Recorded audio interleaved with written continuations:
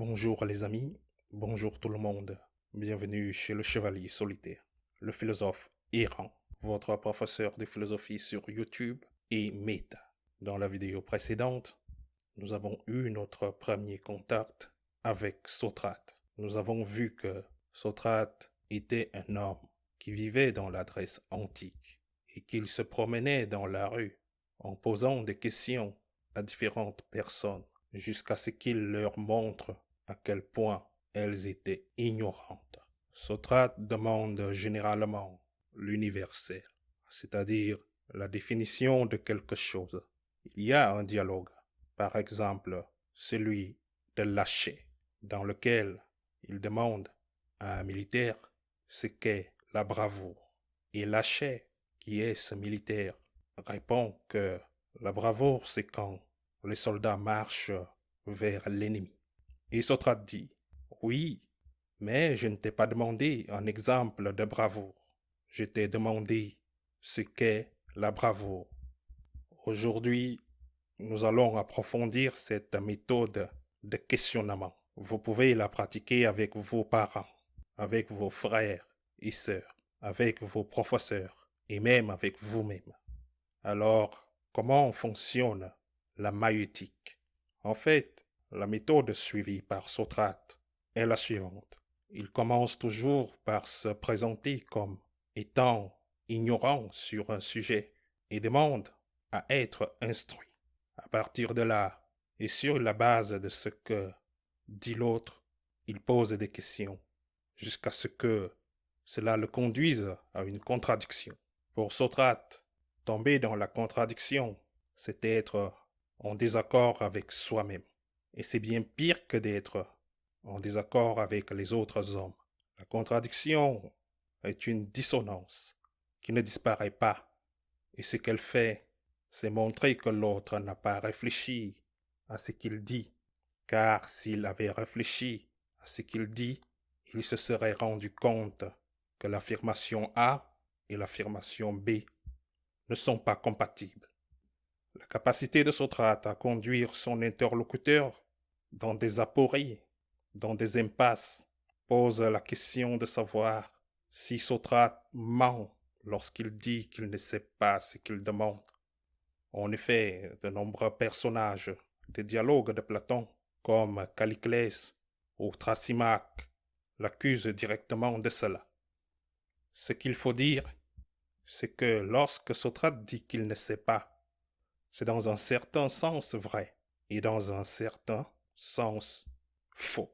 C'est vrai en ce sens que Socrate n'est pas sage comme les autres s'y attendent, qu'il n'a pas de savoir, qu'il n'a pas de connaissances techniques. Mais c'est aussi faux parce que, en effet, Socrate a une connaissance réfléchie des limites de son propre savoir. C'est-à-dire que Socrate a une connaissance réflexive sur les limites de son propre savoir et en même temps une connaissance pratique dans le domaine de la discussion.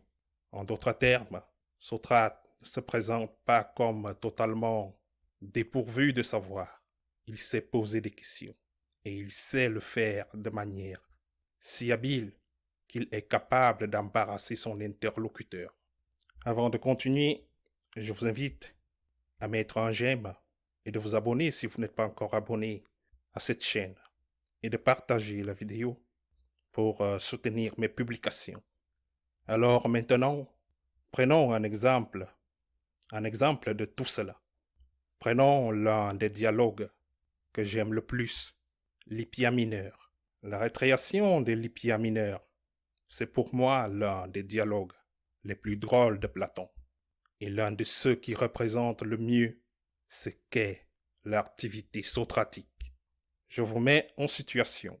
Socrate vient d'assister avec quelques amis à une sorte de conférence sur Homère, donnée par un sophiste appelé Hippia.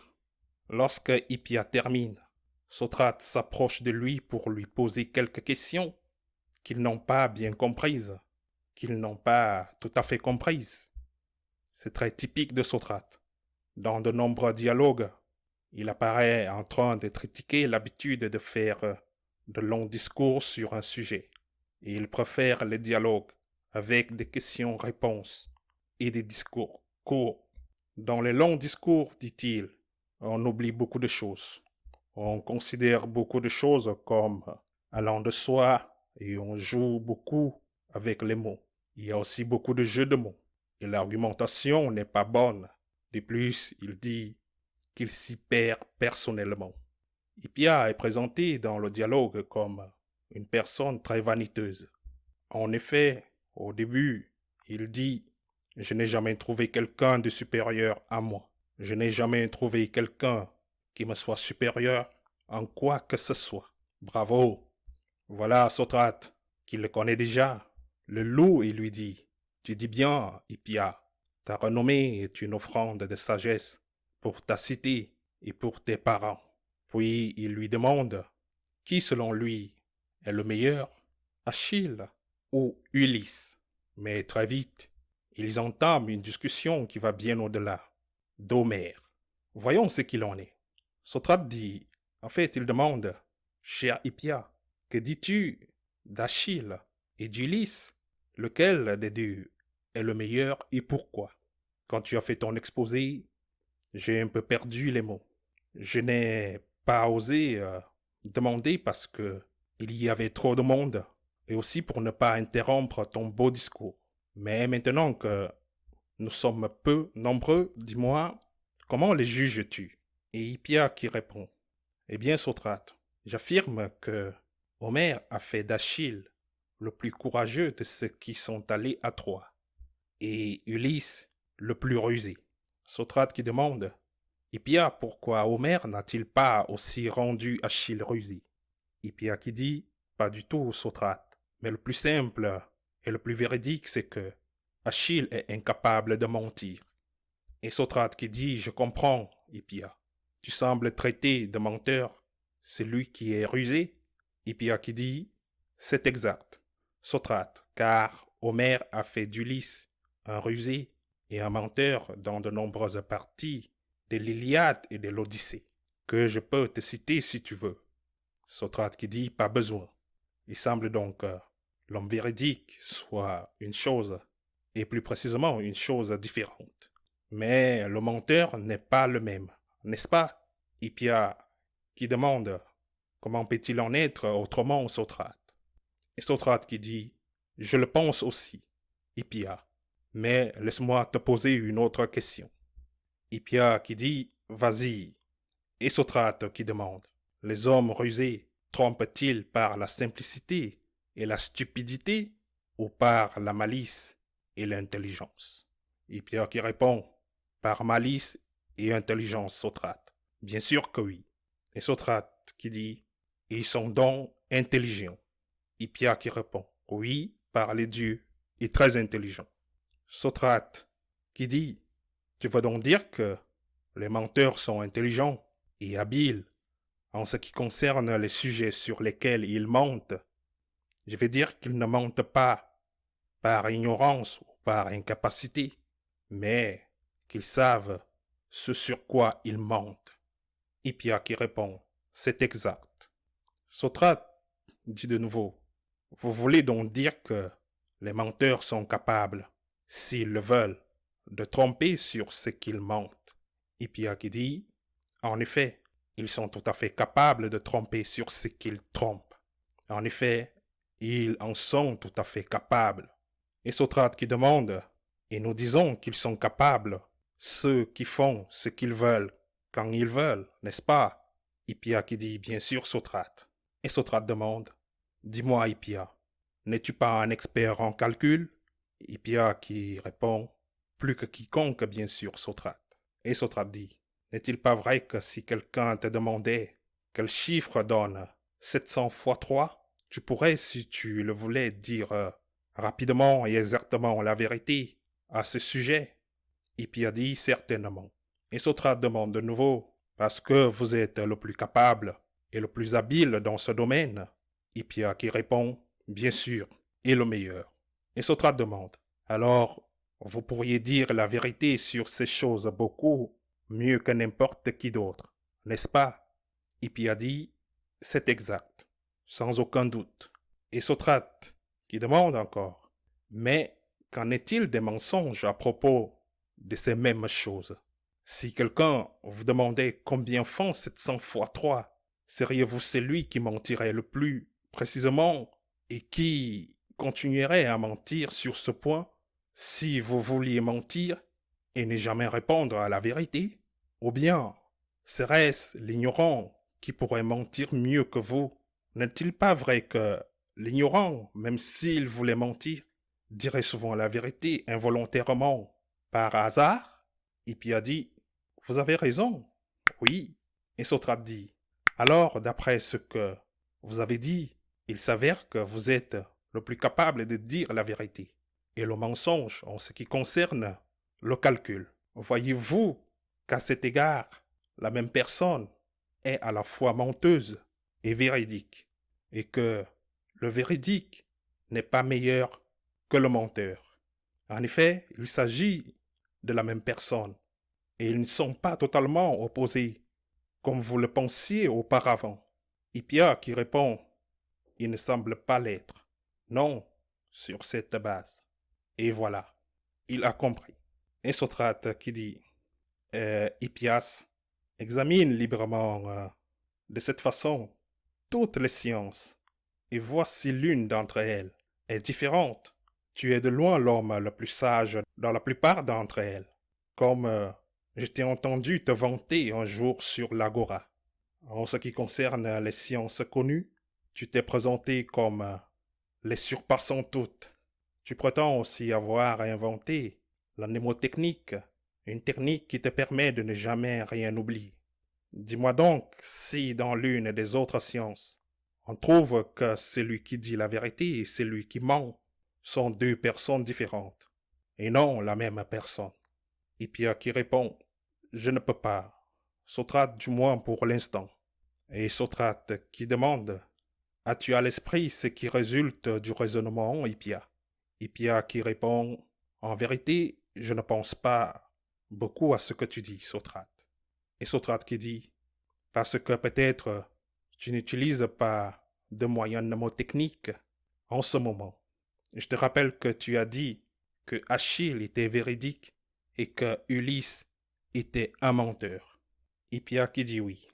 Et Socrate dit, vous rendez-vous compte que maintenant, le menteur et le véridique sont la même personne, de sorte que si Ulysse était un menteur, il était aussi véridique, et que si Achille était véridique, il était aussi menteur, et qu'ils ne sont pas différents, au contraire, ces hommes, mais semblables. Par conséquent, comment l'un peut-il être meilleur que l'autre? Hippia qui répond tout simplement Socrate, si Achille ment, ce n'est pas intentionnellement, mais par négligence.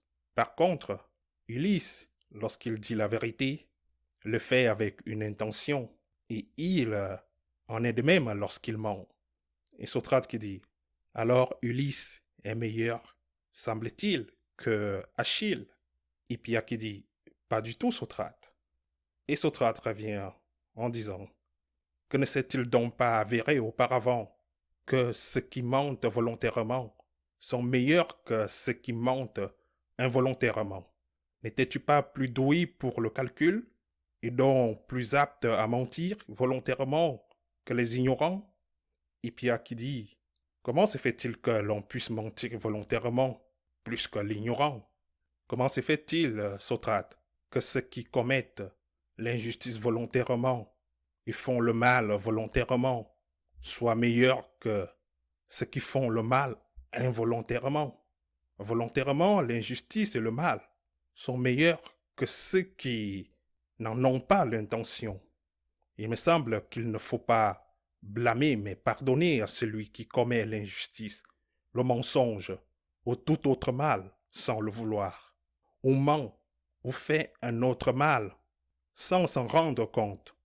Celui qui le fait intentionnellement, par contre, est le pire de tous. Socrate qui dit, s'il en est ainsi, Hippia, ne refuse pas de répondre aux questions suivantes et fais-moi la faveur de guérir mon âme de l'ignorance.